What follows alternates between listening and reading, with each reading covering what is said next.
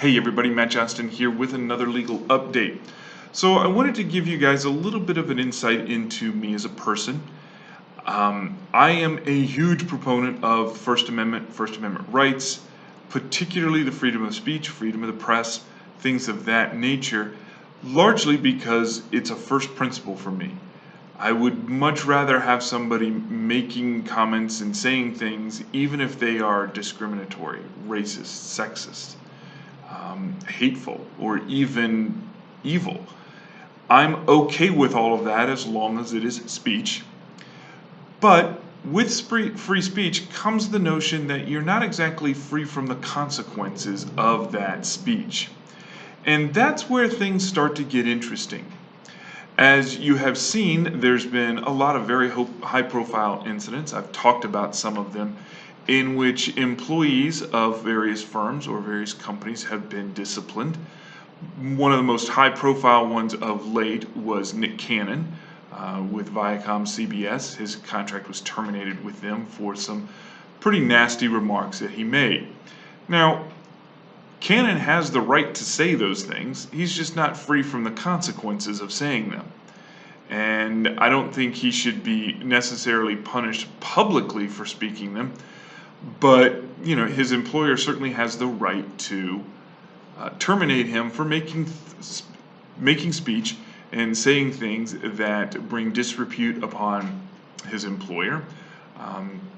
So he has the right to say what he wants, but Viacom and his employers have the right to say things, or more specifically, to say things in response by saying you're fired. Which brings us to an interesting sort of strange dichotomy in the legal world, at least strange until yesterday. If Nick Cannon had criticized his employers, criticized his boss, communicated to others at Viacom CBS about his disgust with his boss, and used even discriminatory, racist, vile, anti-Semitic, whatever you might think, the interesting thing is he probably would have been okay. You heard me right. Under the law, until yesterday, he would have been okay. See, all private employers, as well as public employers, are subject to the National Labor Relations Act. And under the National Labor Relations Act, there is a provision referred to as Section 7, which gives employees the right to, among other things, criticize management, discuss the terms and conditions of their working environment. And among those discussions can be some pretty nasty comments about management. So imagine Nick Cannon had decried his boss with some anti-Semitic things and made it a part of his complaints about his job. That action under previous law might have been interpreted as concerted action or protected action under Section 7 of the NLRA. So how can that be, Matt, you may ask? Well, even if it's discriminatory, if it is a comment about management, about working conditions, it used to be very, very well protected. And under previous White House administrations, it was.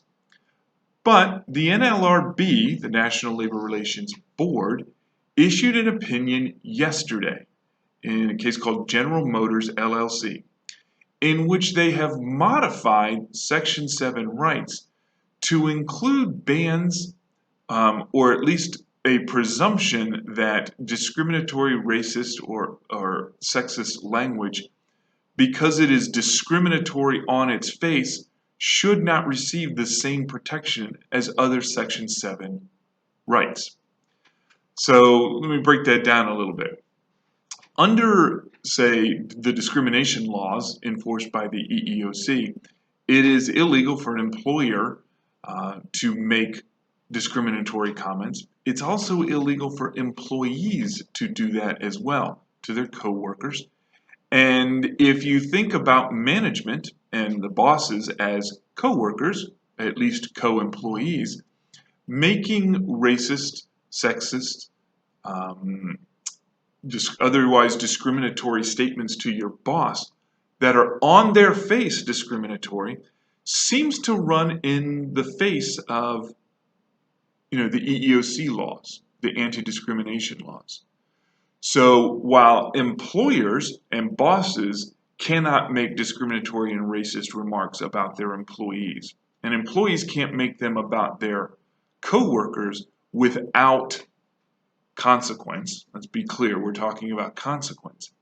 It seems an outlier to say that an employee can make discriminatory statements to their management and have it be protected.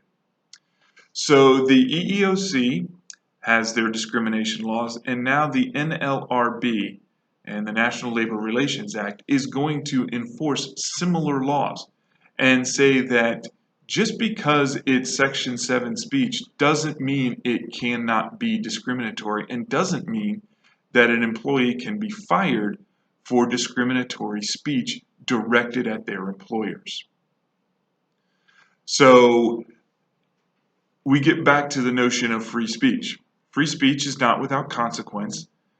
So an employee criticizing management using racist terms can be punished, can be disciplined, and can lead to termination if that is an appropriate measure. And under the new General Motors LLC opinion issued by the NLRB yesterday, that's going to be the law going forward. So free speech is not without consequence in the workplace. And it doesn't matter who you're talking to, who you're talking about, or whatever cloak you want to wrap it in.